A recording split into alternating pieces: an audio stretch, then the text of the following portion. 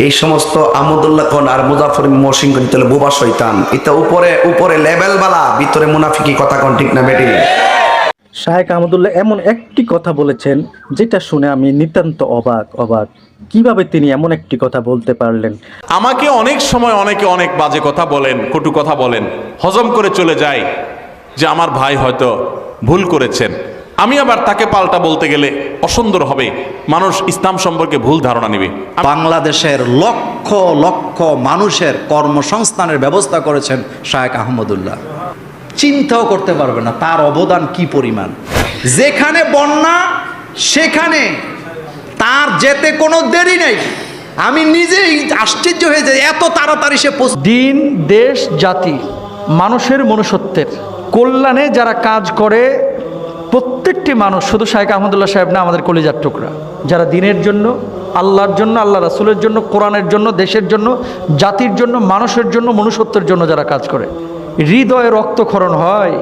আমি নাম দিয়ে তাদেরকে আরো পরিচিত করতে চাই না। কিছু ভাই আছে, কিছু ভাই মানে ওয়াজের মঞ্চে উঠে আরেকজনের গীবত পরনিন্দা করার জন্য, সমালোচনা করার জন্য। এই কমিটিদেরও দোষ আছে। আপনি যে 50,000 টাকা দিয়ে নিয়ে গেছেন কি গীবত করার জন্য, গীবত শোনার জন্য? কোরআন হাদিসের কি আয়াত নাই, আলোচনা নাই, তাফসির নাই? যখন শায়েখ আহমদুল্লাহ সাহেবকে নিয়ে কথা বলতেছেন, ব্যক্তি শায়েখ আহমদুল্লাহকে নিয়ে আমার কোনো সে নাই, বক্তব্য নাই, কিন্তু তিনি যে কাজগুলো করেছেন এই কাজগুলো সারা বাংলাদেশ কেন, আমরা এত দেশ সফর করেছি, আলহামদুলিল্লাহ কোনো জায়গায় ওনার ব্যাপারে এরকম সমালোচনা শুনিনি। একজন এই আমি একটু শক্ত করেই বলি, কিছু স্টুপিড মার্কা স্কলার যারা নিজেদেরকে দাবি করে, এদের পড়াশোনা কি আল্লাহ জানে ভালো আর তারা জানে ভালো, স্টেজে উঠে শায়েখ আহমদুল্লাহ সাহেব এই কি বলে বৃষ্টি প্রার্থনার জন্য সলাতুল ইস্তেসকা নামাজ আদায় কি নতুন করছে উনি? এর আগেও তো 4-5 বার করেছে।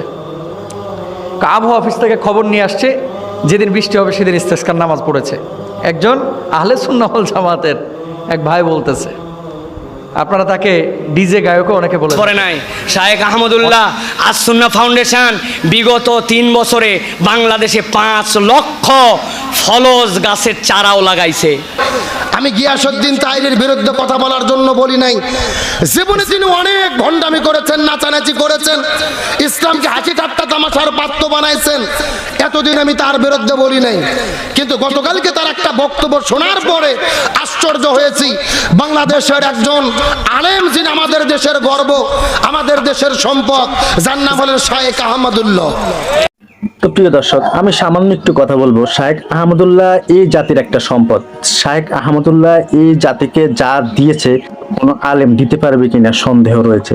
শায়েখ আহমদুল্লাহ যেখানেই মানুষ কষ্টে থাকে, যেখানে মানুষ দুঃখ আছে, যেখানে মানুষ বিপদে পড়েছে, সেখানে আহমদুল্লাহ হুজুর উপস্থিত হয়েছেন। আসুন আমরা শায়েখ আহমদুল্লাহকে কদর করি, এবং কেউ যদি শায়েখ আহমদুল্লাহকে নিন্দা করে, কেউ যদি শায়েখ আহমদুল্লাহর বিরুদ্ধে আচরণ করে, তো তাতে শায়েখ আহমদুল্লাহর চুল পরিমাণ কোনো সম্মানহানি হবে না, তো শায়েখ আহমদুল্লাহর সম্মান বৃদ্ধি পাবে।